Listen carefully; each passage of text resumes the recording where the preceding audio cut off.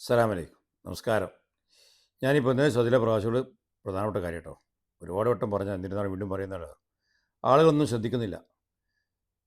Saudi പ്രവാസ ലോകത്ത് ഒരുപാട് ആൾക്കാർ ജോലി ചെയ്യുന്നുണ്ട്. ആളുകളെന്തും പാസ്പോർട്ടൊന്നും ശ്രദ്ധിക്കുന്നില്ല. ചില ആളുകൾ പാസ്പോർട്ടൊക്കെ നഷ്ടപ്പെട്ടതായി അറിയാൻ കഴിഞ്ഞു. സൂക്ഷിച്ച് വെക്കുന്നില്ല. അതേപോലെ പാസ്പോർട്ട് എക്സ്പയറായി ഒരുപാട് ആൾക്കാരുണ്ട്. എന്തെങ്കിലും അത്യാവശ്യം വന്ന് നാട്ടിലേക്ക് പോകേണ്ട ആവശ്യങ്ങൾ, ചിലപ്പോൾ അസുഖമായിട്ടോ അല്ലെങ്കിൽ നിങ്ങളുടെ വീട്ടിൽ എന്തെങ്കിലും വേറെ വിവാഹമായി സ്വന്തമായിട്ട് കാര്യങ്ങളോ അല്ലെങ്കിൽ മറ്റെന്തെങ്കിലും കാര്യത്തിന് നിങ്ങൾ പെട്ടെന്ന് പോകേണ്ടതായി വന്നാൽ നിങ്ങൾ ശ്രദ്ധിക്കൂല. അപ്പം എന്ത് ചെയ്യും? റീ എൻട്രി എടുക്കാൻ നോക്കുമ്പോഴേക്കും ലെക്ചർ എടുക്കാൻ നോക്കുമ്പോൾ നിങ്ങൾ പാസ്പോർട്ട് എക്സ്പയർ ആയിട്ടുണ്ടാവും, അല്ലെങ്കിൽ പാസ്പോർട്ട് കാണുന്നില്ല. ഇതാണ് പറയാനുള്ളത് കൂടുതൽ ആളുകൾക്കും.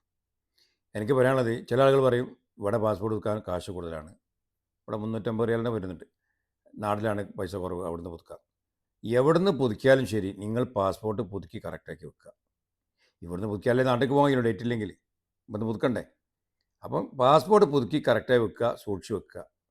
എന്നാൽ യാതൊരു ബുദ്ധിമുട്ടില്ല. എന്തെങ്കിലും അത്യാവശ്യം നാട്ടിൽ പോകേണ്ടി വന്നാലൊക്കെ ബുദ്ധിമുട്ടാണ്, മറക്കണ്ട. എന്ത് സംശയം വിളിക്കാം. അസ്സലാമു അലൈക്കും.